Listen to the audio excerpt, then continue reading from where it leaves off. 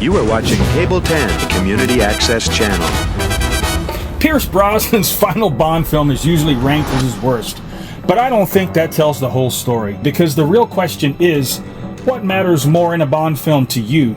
You know, that element that makes it good or bad. Are you watching it just for the pure entertainment? Is it getting all those tropes right, or going a little too far, but not too much? And by the end of this video, the answer might not be what you expected. This is Die Another Day, and you guessed it, the movie closet. But here's what I kept coming back to every time I watched this one again. Is this actually the weakest Brosnan Bond film in the series, or just the one that, well, crossed the line into full excess a little too much?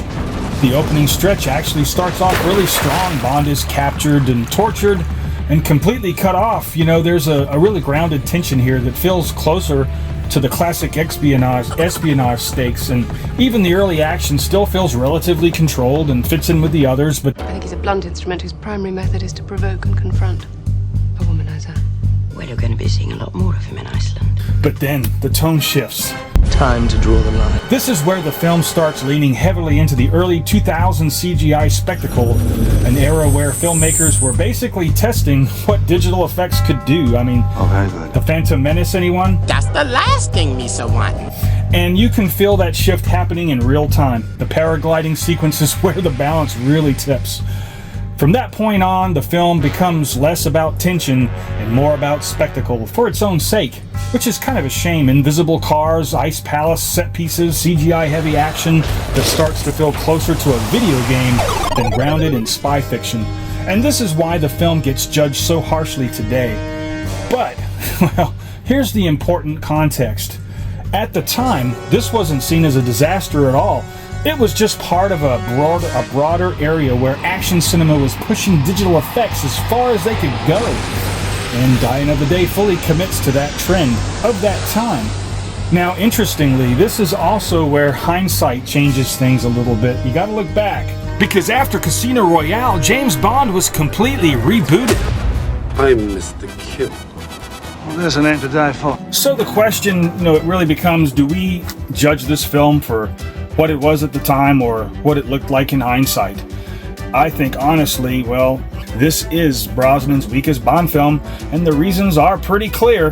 The CGI hasn't aged well, the tone becomes inconsistent, and the second half pushes spectacle way too far, and that led producers to rethink the franchise after films like Batman Begins. Films like this were setting the new tone. In fact, screenwriter Paul Haggis explicitly stated that fact, and that it was time to remove Bond's gadget-laden safety net. So from a logical standpoint, yes, Die Another Day, compared with his other three entries, is definitely going to land number 4 on my Brosnan Bond ranking list. Is he at the bottom of your list too? Drop me a comment and let me know. Now here's the kicker. That doesn't make it a bad movie, because even at its worst, it's still fast, loud, and never boring. And in a strange way, that keeps it ahead of the more controlled entries that lose momentum. Even the next one up on my list. Never thought I'd find myself here. An abandoned station for abandoned agents. And that's where things get really interesting, because the next film is almost the complete opposite of Die Another Day. It's more controlled. It's more grounded and arguably better made, but not necessarily more engaging or fun. And that's where the real debate in my series begins. Next up, The World Is Not Enough, that's right, is number 3. And the question of whether polish always equals a better rewatch value. So hopefully you'll check that one out. If you enjoyed this short journey back into Bond history, or just love all of movies and TV shows in general, feel free to come back anytime. I am Greg, and of course this has been another adventure in the movie closet, and I'll catch you on the next one. Time to face